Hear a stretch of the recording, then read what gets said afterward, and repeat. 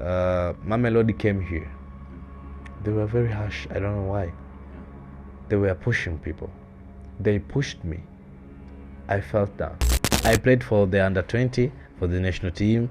I played for Yanga B, I played for Simba B, I played for KFC, I played all those places. And at the end of the day, I saw like, I don't like talking too much to a girlfriend. All the time talking. No, I don't like that. We talk in the morning, we talk afternoon, you eat. Yeah. We talk evening before sleep. Use your time to make life. YouTube is our life, you know. I use YouTube to make money.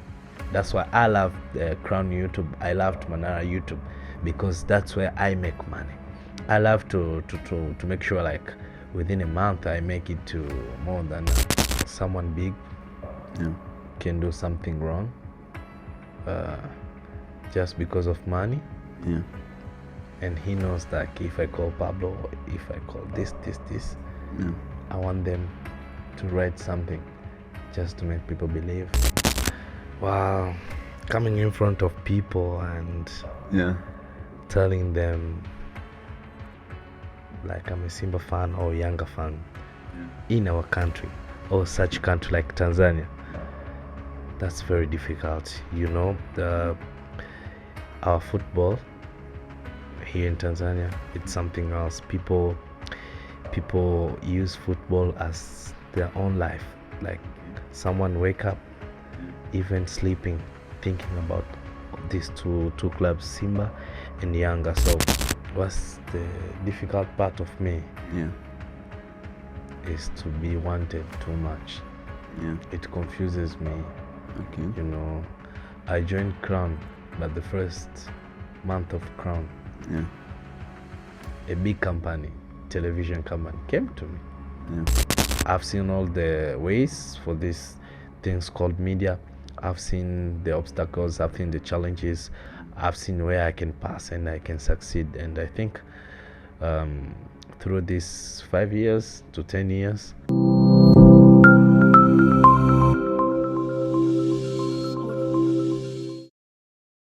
Pablo, how are you doing, brother? I'm good, brother. You're welcome. Thank you so much.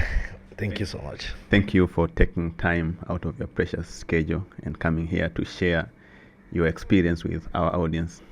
Thank you too for appreciating, and thank you for this opportunity. I'm happy to be here. You know, I'm always happy when I invite guests to the podcast and they come before time. So I really like that. that's amazing. Huh? Yeah, and I told you, you're the second guest who came before time, apart from Mr. Bakari Machumu. Yes. Shout out to Bakari Machumu and shout out to Pablo. Yeah, they always, you know, time is money. Yeah, time is money, and they say time is makangability. Exactly, exactly. So, can you share with us the journey? As I already said, that you were never meant to be a journalist at first, and here you are, working for a very big media station here in Tanzania. Well, it's true. I never studied about journalism, and I didn't want to be a journalist at all, and this wasn't my dream. My first dream was to become a footballer. Okay. I loved football at all. I loved football. I used to play since I was a student. You know, most of the time after studies, I used it at the pitch. And my father, my late father, he was a soldier, and at that time he had a good friend, Mr. Mark. Mr. Mark was one among the people who have been working at Ngorongoro those days. It was like 2011-12, you know. Okay. And he said to him, like, you know, due to our friendship, the only thing that I can help is for your son to work at that place because it benefits a lot. Like, he told them, like, at that time, if you work at Ngorongoro, becoming a tourist guider, that's first. Becoming a driver, becoming a linguistic, like talking to people, makes to have a lot of money, like working more than 4 activities at once, you see. So you can make millions of money within a day, and per week a tourist can work more than 2 to 3 times. So my father was very excited, and he saw like it is a big opportunity uh, for him and for me too. So at first, I was still a young man studying. Then he emphasized me to take some studies for few languages because he said one among the greatest thing and for these things is to know a lot of languages. So I took time at first, like it was boring, you know. Football time, I have to go to play, and they told me I have to go and start some languages. So at first, it was very difficult for me. It took me like 2 years to understand and accept. So when I was in grade 6, grade 7, I took the full responsibilities for studies of tourism. Yeah, we went to Form 1, Form 2.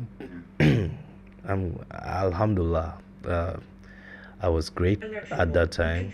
I took my time for it, and then when I was done with it, I was waiting to finalize my form 4, Form 6, so as I can take my time for the university, then to get employed. But I think it wasn't meant because I lost my father at that time. So it was very difficult for me and our family. We couldn't manage to make everything happen at once. So the dream of my father, that was my father's dream. That wasn't my dream.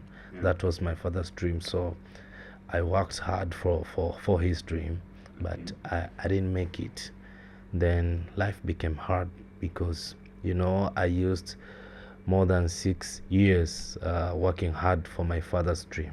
You know, my dream was football. You know, I loved football more than anything. So it became difficult, but after I lost my father, and then I just became a humble man that I can participate in different activities just to earn something for living.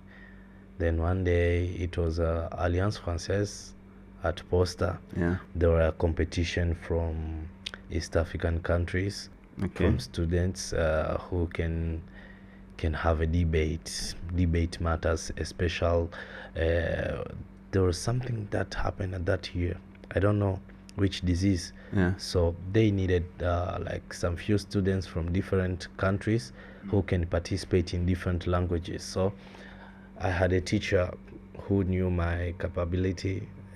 He was a teacher from Alpha, so they took me to Alpha and they gave me the uniform, so I looked like a student from Alpha. And I participated. And we were like 16 students, only 2 from Tanzania, and I became number 4. You see, and I did the debate in few languages like French and Portuguese and English. So people were very amazed to see that, and there was somebody who said like, come on, you're doing great, you can do this and this, you know, you can become a journalist, you know, there are people are lacking this. So like I was okay, let me try. So I tried my best, then I couldn't make it. At the end of the day, life became hard, you know. Then I got back, not for studies, but I'll just learn while having a job. So my journey, my journalist journey started at a certain place called Super TV. That was the place where I started my journey. They gave me the opportunity. I didn't make it, so they told me I have to stay home because I know nothing. I was just blabbering, you know. Then after a while, they started believing in me. They gave me opportunity with no money, no food, nothing, just opportunity to show what I have. So I used for more than 6 months. I think it was 2017, 2018, something like that. Then 2019, they loved the job that I was doing. They really loved it. They gave me opportunity, and my first salary was 60K, I think, 60K per month. Yeah, so I was working hard for the 60K.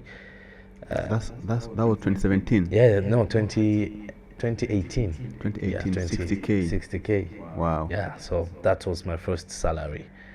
Then I went, so people the audience loved the job, you see. Oh, so it gives me like I have to add some few things, you know. At that time, I didn't know like languages can benefit me at all. I was just doing like other people, you know, even English. I never used English. So I was just doing the same thing as other journalism. After a while, it was 2020. I think it was a blessed year because that year, Professor Nabi, the previous coach of Young Africans, he was employed as a coach, and that was my first press conference that I went. Yeah, I think it was the game for Simba and Yanga. So when I went there, the coach was all alone. He didn't have a translator who can help him. So it was difficult, and there was a large number of journalists who came there.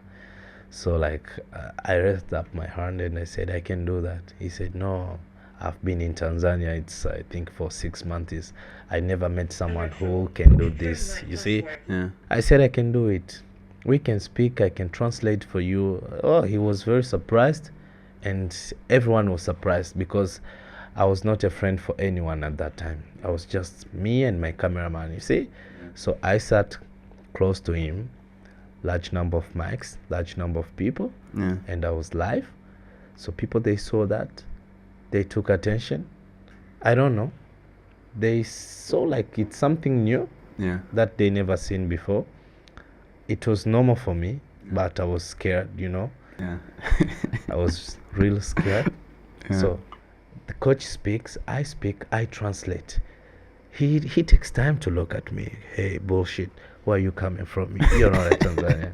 You can do this. I've never seen this. Hey, I'm a coach. Come on, I'm a Tanzanian. I do this. Wow. So after that, I realized like, okay, people love this shit. So I took my time to know more about journalism.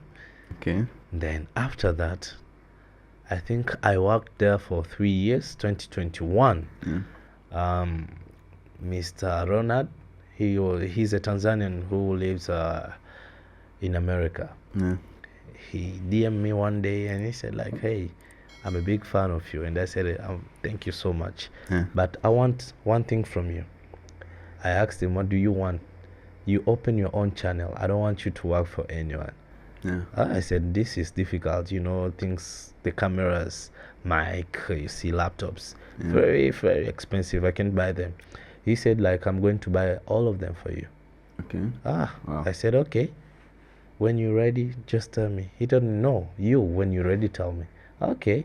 So after a few days, he told me to go to Mliman City to meet Samson, someone called Samson. Samson gave me everything. He gave me 2 mics, laptop, HP, he gave me the camera, the bag, memories, you see, some few things like that. And I stopped working for Super TV, and I opened my own channel. I gave it a name of Dunia TV because it was for the world. I worked there. He was finalizing everything, money for transport, traveling, you see, some few stuff like that. But at the end of the day, it was difficult because he got tired, you know. These things need money every time, and it was a new thing. So it's like I started afresh. After that, it was difficult, so I returned everything. I couldn't make it, and I joined Manara TV. Yes, I joined Manara TV at the scratch. From Haji Manara? From Haji Manara. Yes, younger spokesman. After that, Manara told me everything.